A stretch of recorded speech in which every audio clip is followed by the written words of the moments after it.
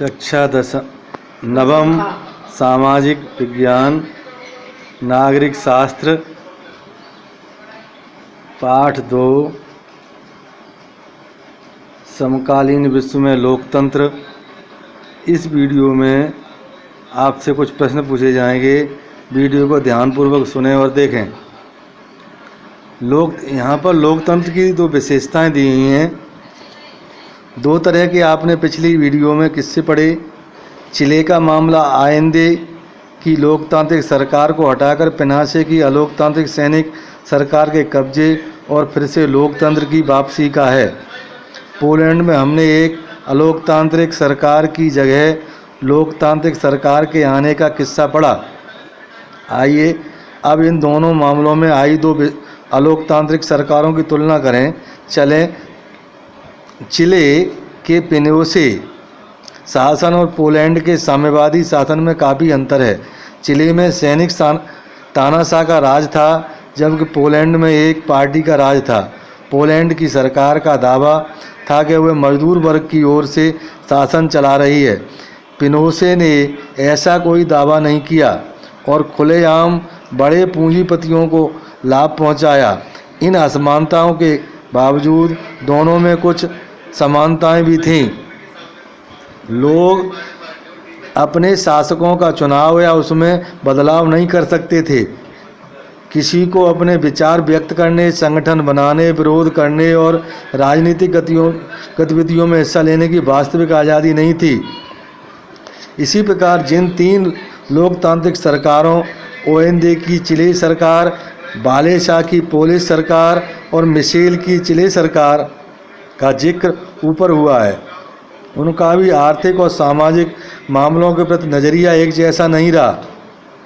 ओएनडे ने अर्थव्यवस्था को नियंत्रित और निर्देशित ढंग से चलाना पसंद किया, जबकि बालेशा चाहते थे कि बाजार सरकारी दखल से मुक्त हो। मिशेल इस मामले में कुछ मध्यमार्गी रास्ता अपनाने वाली हैं। फिर भी इन तीनों सरकारों की कुछ विशेषताएं सामने थी। यहाँ लोगों द्वारा चुनी गई सरकारें ही शासन चला रही थीं। बिना चुने हुए नेता या बाहर से संचालित शक्तियाँ या फौज शासन नहीं चला रही थीं। लोगों को विभिन्न प्रकार की बुनियादी राजनीतिक स्वतंत्रता हासिल थी। हम इन्हीं दो कथाओं में से लोकतंत्र की पहचान का एक तरीका विकसित करते हैं। अब तक हम जान चुके हैं कि लोकतंत्र में यह व्यवस्था रहती है कि लोग अपनी मर्जी की सरकार चुने। लोकतंत्र में सिर्फ लोगों द्वारा चुने गए नेताओं को ही देश पर शासन करना चाहिए। प्रश्न है, देश में किन नेताओं को शासन करना चाहिए? लोगों को अभिव्यक्ति की आज़ादी, संगठन बनाने और विरोध करने की आज़ादी जरूरी है। लोगों को किस प्रकार की आज़ादी जरूरी है?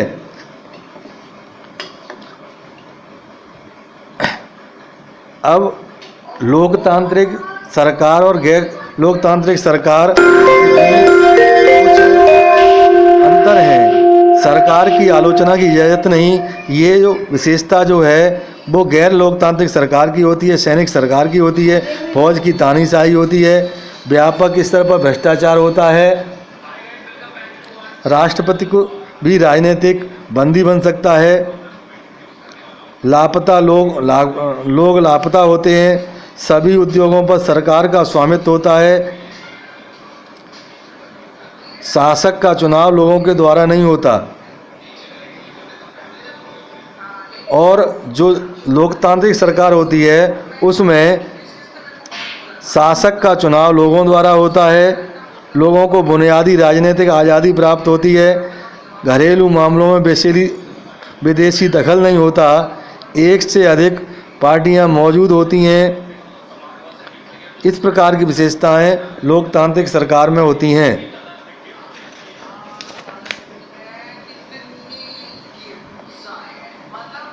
अब ऊपर आपको जो लोकतांत्रिक अलोकतांत्रिक कथाओं के बारे में बताया गया है, उनमें से लोकतंत्र आने की, लोकतंत्र को मिलने वाली चुनौतियों की, सैनिक तख्तापलटों की, लोकतंत्र बहाल करने के लिए लोगों के संघर्ष की एक अनेक कथाएं दी गई थीं। लोकतंत्र की तरफ जाने और उसके रास्ते में आने वाली परेशानियों में क्या कोई स्पष्ट संकेत या प्रवृत्ति दिखाई देती है? हमने लोकतंत्र की जिन मूल विशेषताओं का जिक्र पहले किया था, उनके आधार पर दुनिया के विभिन्न देशों में लोकतांत्रिक व्यवस्था की पहचान करने के लिए कुछ नक्शे दिए गए हैं। यहाँ दिए गए नक्शे यही काम करते हैं कि नीचे दिए गए तीनों नक्शों की ओर देखें और यह जानने की कोशिश कीजिए कि 20वीं सदी में जिस तरह से लोकतांत्रिक व्यवस्था का विस्तार और विकास हुआ, उसमें कोई स्पष्ट धारा या प्रवृत्ति दिखाई देती है या नहीं। पहले नक्शे में द्वितीय विश्व युद्ध के थोड़े ही समय बाद 1950 तक लोकतांत्रिक शासन व्यवस्था वाले देशों को दर्शाया गया है। इस नक्शे में ऐसे देश भी शामिल हैं जहां सन 1900 तक लोकतांत्रिक व्यवस्था कायम हो चुकी थी। दूसरा नक्शा सन 1975 का है, जब तक दुनिया के अधिकांश उपनिवेशों को राजनीतिक आज़ादी मिल गई थी। आखिर में हम एक और कदम आगे बढ़कर 21वीं सदी की शुरुआत में सन 2000 का नक्शा देखते हैं। तो पहले नक्शे में अधिकांश देशों पर बड़े बड़े देशों का, ताकतवर देशों का अधिकार था। दूसरे नक्शे में ये जो जिन देशों पर अधिकार था, बड़े बड़े देशों का, वो देश अलग हो गए, आज़ाद हो गए थे। तीसरे नक्शे में 2000 में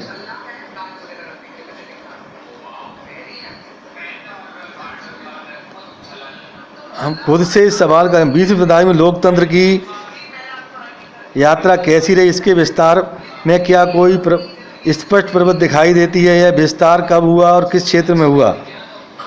तो तीसरे नक्शे में 2000 में सभी लोकतांत्रिक सरकारें बन गईं, अधिकांश देश स्वतंत्र हो गए। इन नक्शों को हमने पहले से जो मुख्य मुद्दे उभरे हैं, आइए संक्षेप में उनके बारे में विचार करें। हर बिंदु के बाद जो सवाल उभरेंगे उनका जवाब ढूंढने के लिए आप 20वीं सदी में लोकतंत्र का विस्तार हुआ। इन नक्शों में हर बिंदु पर यह दिखता है कि काल के पिछले पड़ाव की तुलना में लोकतंत्र व्यवस्था मानने वाले देशों की संख्या बढ़ती गई। इन लोकतांत्रिक देशों की संख्या धीरे धीरे बढ़ती गई। लोकतंत्र का विस्तार दुनिया के सभी हिस्सों में एक समान नहीं हुआ। यह पहले कुछ हिस्सों में स्थापित हुआ, फिर इसका विस्तार अन्य क्षेत्रों में हुआ। 1900 और 1950 में किस महादेश में सबसे ज़्यादा देशों में लोकतांत्रिक व्यवस्थाएं थीं और किस महादेश में तब लोकतंत्र के बारे में बहुत से लोग जानते भी नहीं थे? आज दुनिया के अधिकांश देशों में लोकतंत्र है, पर अभी भी काफ़ी बड़े हिस्से ऐसे हैं जहां लोकतंत्र नहीं है। सन 2000 तक लोकतांत्रिक व्यवस्था न अपनाने वाले ज़्यादातर देश दुनिया के किन हिस्सों में अवस्थित हैं?